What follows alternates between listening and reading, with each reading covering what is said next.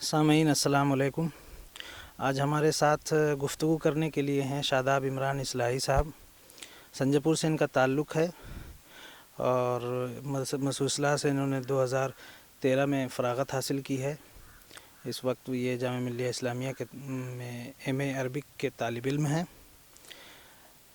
گفتگو اس سلسلے میں ہوگی کہ شاداب صاحب کو شعر و شاعری سے دلچسپی ہے، شعر لکھتے ہیں، شعر کہتے ہیں.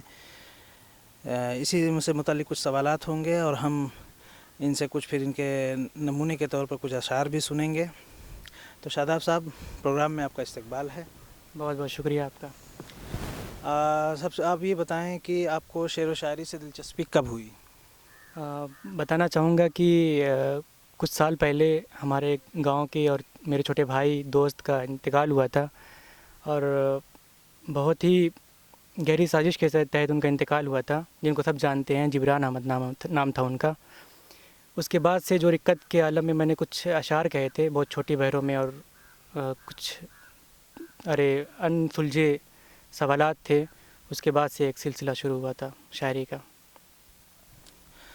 آپ یہ جو سلسلہ شاعری کا شروع ہوا تو پھر آپ نے برابر اس میں مشق کرتے رہے اور آج آپ کی شاعری لوگ پسند کرتے ہیں. تو جبران کے حوالے سے جو آپ نے اشعار کہے تھے، کیا اس میں سے کچھ اشعار آپ کو اس وقت یاد ہیں؟ نہیں، کچھ اشعار یاد نہیں، بالکل چھوٹے چھوٹے تھے. میں نے کہے تھے وہ شاید ڈائری بھی کہیں پہ گم ہو گئی ہے. ٹھیک ہے. تو آپ کو اردو شاعری میں کون سے شاعر شعراء پسند ہیں؟ سب سے پہلے تو نئے اگر دور کی بات کریں تو جون ایلیا مجھے سب سے زیادہ پسند آتے ہیں، اور اگر پرانے شعراء کی بات کریں تو میر اور غالب کو میں ترجیح دیتا ہوں. ابھی کچھ دنوں پہلے ہم نے ایک اور انٹرویو کیا تھا جس میں ہم نے ڈاکٹر الطاف احمد اعظمی سے یہ پوچھا تھا کہ مسوسلہ کے بچے غالب کو کیوں پسند کرتے ہیں. تو انہوں نے اس کا جواب دیا تھا، وہ فی الحال مجھے یاد نہیں، لیکن آپ بھی غالب کو پسند کرتے ہیں تو اس سے یہ بات اور کبھی ہو جاتی ہے کہ مسوسلہ کے بچے غالب کو پسند کرتے ہیں. جی بہت اچھی بات ہے، لیکن سب سے پہلی ترجیح تو میری یہی ہے جون ایلیا. غالب کی جو شاعری اور جو ان میں اس شاعری میں جو پہیلی ہے وہ بھاتی ہے دل کو، اور شاید کہ کوئی بھی سمجھدار آدمی پسند کرے گا، لیکن اس سے زیادہ پسند مجھے میر کی شاعری آتی ہے. میں آپ سے درخواست کروں گا کہ آپ کچھ اشعار، متفرق اشعار جو آپ کی اپنی شاعری کے حوالے سے ہوں، وہ پہلے وہ سنائیں. ٹھیک ہے.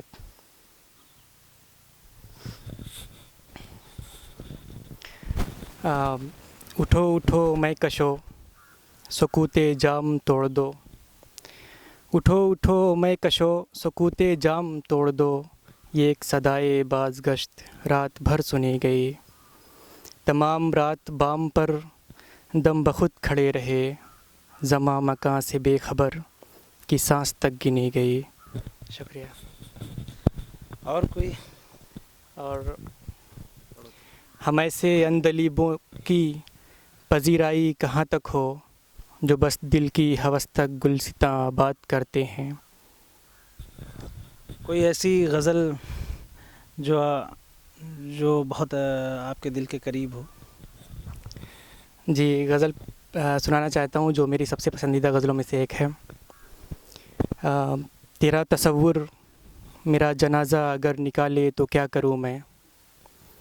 تیرا تصور میرا جنازہ اگر نکالے تو کیا کروں میں. یہ دل ہے ناداں جو وصل کی ضد اگر لگا لے تو کیا کروں میں.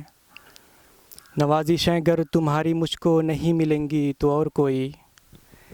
نوازشیں گر تمہاری مجھ کو نہیں ملیں گی تو اور کوئی بہانہ بنا کے مجھ کو اگر بلا لے تو کیا کروں میں. تمہارے عارض کی ایک چھپ بھی اگر ہے دکھنا کمال جیسا. تمہارے عارض کی ایک چھپ بھی اگر ہے دکھنا کمال جیسا. پھر اس پہ زلفوں کا تو جو پہرا اگر ہٹا لے تو کیا کروں میں. جو جذب میں کل تھے میں نے بولے وہ سارے جملے خلوص کے تھے. جو جذب میں کل تھے میں نے بولے وہ سارے جملے خلوص کے تھے. وہی جو جملے وہ آج مجھ پر اگر اچھالے تو کیا کروں میں. وہی جو جملے وہ آج مجھ پر اگر اچھالے تو کیا کروں میں، کہا تھا تم سے نہ مجھ کو ایسے تکا کرو تم کہ میرا یہ دل، کہا تھا تم سے نہ مجھ کو ایسے تکا کرو تم کہ میرا یہ دل، سہانی یادیں حسین سپنے اگر سجا لے تو کیا کروں میں، جفا کشوں کو میں بد دعا دوں یہ میری الفت کو شاک ہے پر، جفا کشوں کو میں بد دعا دوں یہ میری الفت کو شاک ہے پر، یہ چشم تر ہے وضو کہیں بھی اگر بنا لے تو کیا کروں میں۔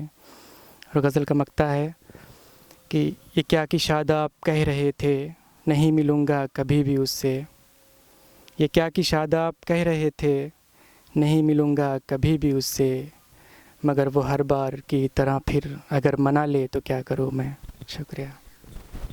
ایک غزل سے کام نہیں چلنے والا، سامعین مجھے لگتا ہے کہ آپ سے کئی غزل کا مطالبہ کریں گے، اس لیے آپ 2-4 غزلیں اگر آپ سنا سکتے ہیں تو سنائیے۔ ایک غزل اس وقت میں نے ایک بار پڑھا تھا ابھی جلدی ہی، مجھے لگتا ہے کہ مجھے وہ سنانی چاہیے، یہ بھی میری چند پسندیدہ غزلوں میں سے ایک ہے۔ میں زخم دل اور جگر کے خوں کو اگر چھپاؤں تو داد دینا، میں زخم دل اور جگر کے خوں کو اگر چھپاؤں تو داد دینا، بھلا کے خود کو جو تیری خاطر میں مسکراؤں تو داد دینا، بھلا کے خود کو جو تیری خاطر میں مسکراؤں تو داد دینا، اور سکون دل کو تو شعر کہنے میں آ گیا ہوں مگر سنو تم، سکون دل کو تو شعر کہنے میں آ گیا ہوں مگر سنو تم، میں شعر میں گر محبتوں کی تڑپ سناؤں تو داد دینا، اور یہ دھوپ چھاؤں کے استعارے میری سمجھ سے پرے ہیں لیکن، یہ دھوپ چھاؤں کے استعارے میری سمجھ سے پرے ہیں لیکن، میں تجھ کو سائے میں رکھ کے خود کو اگر جلاؤں تو داد دینا، اور اذیتوں کے جو منہ درسے سے میری رگ رگ میں بس گئے ہیں، اذیتوں کے جو منہ درسے سے میری رگ رگ میں بس گئے ہیں، اب ایسی کارے اذیتی پہ میں بل نہ کھاؤں تو داد دینا، اور یہ میں تھا شاداب آرزوؤں کی اس بلندی پہ پھر رہا تھا، یہ میں تھا شاداب آرزوؤں کی اس بلندی پہ پھر رہا تھا، میں اس بلندی سے تیری خاطر جو لوٹ آؤں تو داد دینا۔ شکریہ۔ یہ کہا جاتا ہے کہ جو ہے آپ جب تک مسجد اصلاح میں تھے ایک شرمیلے طالب علم کی حیثیت سے آپ نے وہاں پہ پڑھائی حاصل کی، جب آپ آج اساتذہ آپ کے بارے میں سنتے ہیں کہ آپ بڑے بڑے اسٹیج شیئر کرتے ہیں اور مقابلے میں شرکت کرتے ہیں اور اس میں اول پوزیشن تک آپ نے حاصل کی ہے تو ان کو بہت فخر ہوتا ہے۔ آپ کو یہ ہمت کیسے ملی کہ آپ نے جامعہ ملیہ جب آپ یہاں سے گئے اور آپ نے وہاں داخلہ لیا، اس داخلے کے بعد پھر جب آپ اس طرح کے مواقع آئے جو یونیورسٹیز میں کمپٹیشن کی صورت میں ہوتے رہتے ہیں، تو کیسے آپ کو یہ ہمت ملی کہ آپ بھی شریک ہوں؟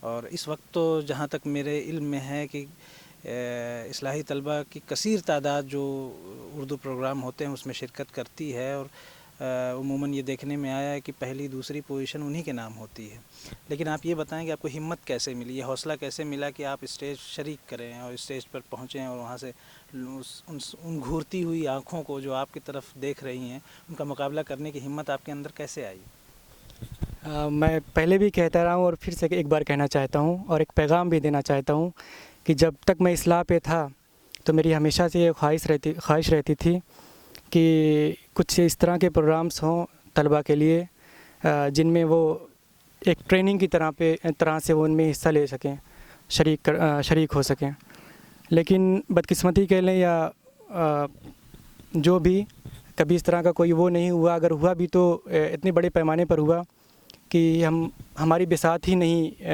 ہوئی کہ وہ ہمارے اختیار سے باہر ہوا کہ ہم اتنے بڑے پروگرام میں حصہ لے سکیں۔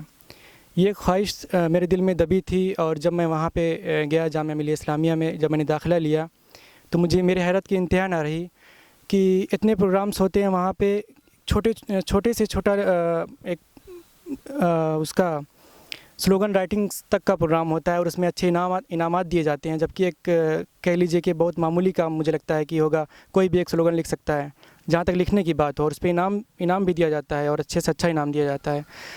مجھے بہت حیرت ہوئی اور مجھے حوصلہ بھی ملا، وہیں سے مجھے حوصلہ بھی ملا کہ میری خواہش بھی تھی اور حوصلہ جب ملا تو میں نے حصہ لیا، اور الحمدللہ جب میں نے پہلی بار حصہ لیا تھا تو 3 پروگرام میں حصہ لیا تھا، تینوں میں مجھے انعام ملے، جو میرے وہاں ایڈمیشن کے بالکل 2 مہینے بعد ہی ہوا تھا۔ وہ انعام میری زندگی کا ایک ٹرننگ پوائنٹ کہہ لیجیے ثابت ہوا۔ اس کے بعد سے الحمدللہ میں حصہ لیتا رہا ہوں، اور جو انعامات ملتے ہیں اور یہ حوصلہ افزائی کرتے ہیں، اور میرے بڑوں کی اور جو وہاں پہ اصلاح کے اور اعظم گڑھ کے جو طلباء ہیں ان کی حوصلہ افزائی سے الحمدللہ ابھی تک ثابت ہوا ہوں۔ یہ آپ نے ابھی تک کتنے مقابلے میں پہلی پوزیشن حاصل کی ہوگی، کچھ بتا سکتے ہیں؟ الحمدللہ یہ تو کہنا چاہتا ہوں کہ پہلی، دوسری یا تیسری پوزیشن تو نہیں کہہ سکتا فی الحال، بالکل اچانک آپ نے انٹرویو کے لیے بلایا تھا، ورنہ میں دیکھ کے آتا، لیکن الحمدللہ بہت شکر کے ساتھ کہتا ہوں کہ جس میں بھی حصہ لیا ہوں کوئی نہ کوئی پوزیشن ضرور آئی ہے۔ آپ نے ابھی اپنا درد بیان کیا کہ آپ کی باتوں سے یہ معلوم ہوا کہ مسوسلہ کے بچوں کے اندر صلاحیت ہے، لیکن ان صلاحیتوں کو دکھانے کا ان کے پاس موقع نہیں مل رہا ہے، انہیں موقع نہیں مل رہا ہے۔ تو مطلب ہمیں یہ کوشش کرنی چاہیے کہ اس طرح کے اردو ادب کے حوالے سے یا دوسرے پروگرام ہمیں منعقد کرتے رہنے چاہیے، تاکہ طلباء کے اندر جو مخفی صلاحیتیں ہیں وہ ظاہر ہو سکیں۔ انشاءاللہ بحیثیت سیکریٹری میں آپ کو یہ یقین دلاتا ہوں کہ اس سلسلے میں ہم سوچ بھی رہے ہیں اور انشاءاللہ کریں گے بھی، اور آپ سے ایک بار پھر درخواست کرتا ہوں کہ جاتے جاتے اگر آپ کوئی اپنی ایک اور غزل سنا سکیں تو بہتر ہے۔ ٹھیک ہے، کوشش کرتا ہوں۔ مجھے لگتا ہے کہ میں بھول بھی جاؤں گا درمیان میں، کیونکہ بہت اچھی طرح نہیں یاد ہے۔